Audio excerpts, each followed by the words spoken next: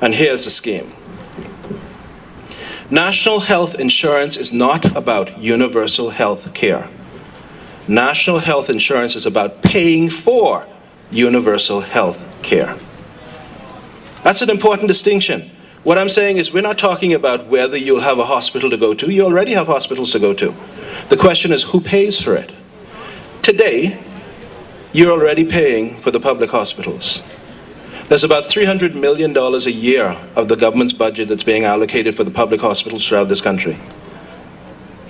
No one is talking about giving you that tax back. No one is talking about reducing gasoline tax or any other tax. They're talking about a new tax to get you to pay for the same public hospitals a second time. That's national health insurance. National health insurance are the same facilities, same hospitals, same clinics.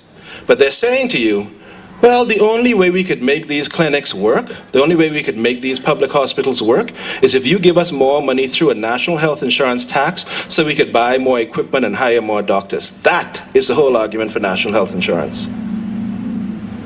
They put it differently. They say tricky words like universal health care. Unless you're able to say to them, all that means is public health care, and we already have that.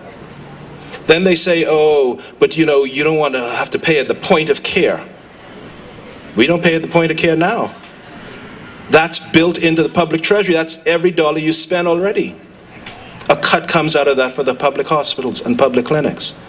And so national health insurance is first about getting you to pay a second time for universal health care. But it's worse than that, because it's also pushing some people out of the ability to access public hospitals, because they will no longer be called public, they'll be called national health insurance hospitals or national health hospitals.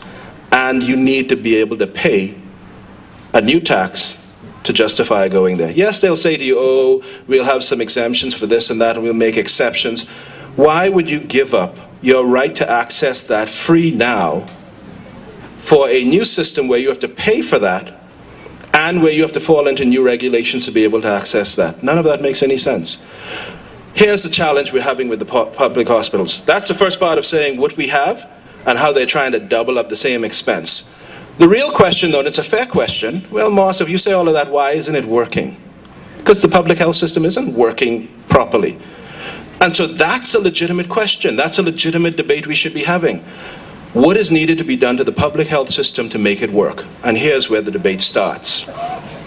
I stood up in the House about 3 months ago, and I said to the Prime Minister through the Speaker, you've said to us, stop saying that you all are hiding papers, just ask for it and we'll give it to you. So I said, I'm asking you for one set of papers. The agreement that the government signed with a group called Physicians Alliance. All you need to know about that is this is what they're doing. I'm not saying Physicians Alliance, but this is what they're doing with the private doctors in the public hospital. They're using private money in a private hospital with private facilities and private equipment and amenities to make money up. Sorry, let me start that. Public money, public hospital, public equipment to see private patients. That's what they're doing. And so you go to the hospital, let me break it down. You go to the hospital and you go into the public ward. Bunch of people in the public ward. Sooner or later, someone's going to come around and politely ask you if you have insurance. And if you say you do, suddenly you'll have a doctor standing there who will say to you, let's move you over into the private ward. And you will get served in that private ward more quickly and more efficiently, but you will pay that doctor privately to be seen in a public hospital. And this is one of those things that's been going on for so long, we think it's normal. This isn't normal. Your money for a public hospital is public money you paid, and you should be able to see the doctors who are hired by the government and work for the government, using the same equipment they have in the private hospital, but government money. It's like private school and public school. You go to a public school, you should get the same education. There might be a lot more people in the classroom. And if you want less people in the classroom, your parents can afford it, they send you to a private school. But you don't have a different system of education. You shouldn't. Same thing with public and private healthcare. Your public hospitals have to be just as equipped as the private hospitals. The money is there for it. The private doctors, yeah, they have admission access and admitting privileges and so on, meaning that if they have an emergency need to come in, they can. But that's not the same as saying that they get to operate their private practices out of a public hospital. And that is taking up a lot of our space in our hospitals. If you look at the extension we did at Nassau, at the Princess Margaret Hospital, and see how much of that is committed to private wards, you wonder if that's a public hospital. This is the real debate we're going to have. Not how to throw more money on top, how to get more money from the people for a public hospital that they're already paying for, but how to make the public hospital work as a public hospital and allow private hospitals to work as private hospitals. And at public hospitals, people go there. They don't go there free. They're already paying.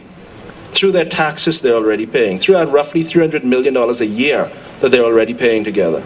That's what we need to do it with public health care. We need to stop pretending with the people that we do not have public health care.